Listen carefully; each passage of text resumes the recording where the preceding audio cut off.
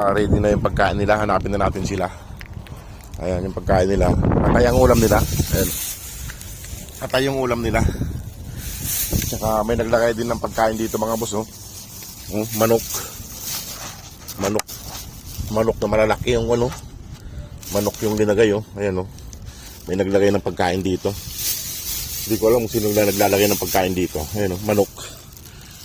Ang lalaki ng hiwa. Oh.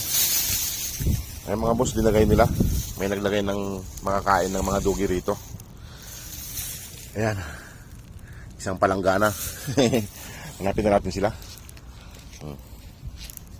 Dahil pagkain nila, ayan. Tapos yung linagay ng ibang lahi, ibang tao, tsaka yung tinapay. Hanapin na natin sila kung nasaan sila. Para mapakain na sila. Hindi ko lang alam kung kakainin nila yun. Manok yun, kakainin nila yun. Manok yun eh, malalaki. Wala yung mga brown ngayon, kahapon nandito sila. Sana hindi umalis yung mga papis dyan sa may damuhan. Dugi rito sa may damuhan dito. Tignan natin doon sa may unahan mga boss kasi wala sila rito. Ayan o. Damo. Wala sila rito ngayon. Saan kaya yung mga yun? Hanapin na naman natin sila. Ayun, nagtatakbuhan doon. Ayun sila. Ayun sila mga boss o. Saglit. Ayun sila mga boss o. Kaso kulang ng isa. Oh, kulang ng isang papi. Oh, nasaan yung isang papi? Nasaan na naman yung isa? Mama dog. Ano yung isang maliit? Hanapin natin yung isa. Ano kayo? Kulang yung isa. Kulang sila ng isa.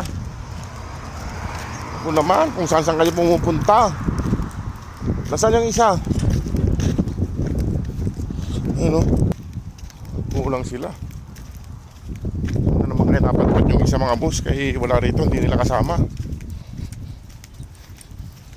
Napin natin doon kung baka nagpaiwan lang. Tumawid kasi sila ng kalsada mga boss na naman.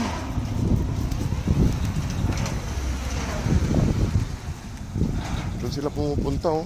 Kaso psst, nagpaiwan ka dyan. Ayun oh, pasaway oh, nagpaiwan oh.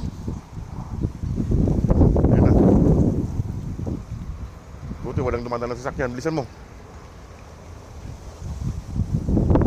Ang liit-liit mo, nagpapaiwan ka. Huwag ka magpaiwan ha. Ayan. Tara, kumplito na sila. Kakain na sila. Lina. Ay, pakainin na natin sila ng para hindi sila magutom. Ayan, wala yung mga brown ngayon. Sila lang nandito.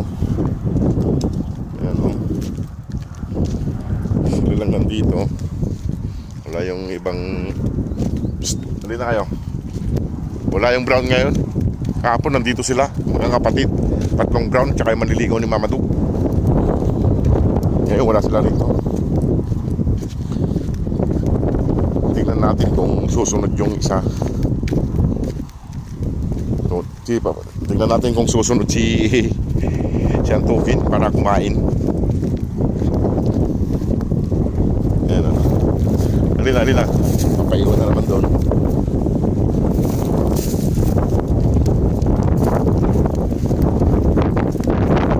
Tayo saglit para sa mga ayan. Oy, ikaw huwag kang magpapaiwan ha. Ikaw naman yari ka. Kaya mga boss, pakain na natin sila. Dadaling ko na sila doon. Ito yung nagpaiwan yung pinakamaliit.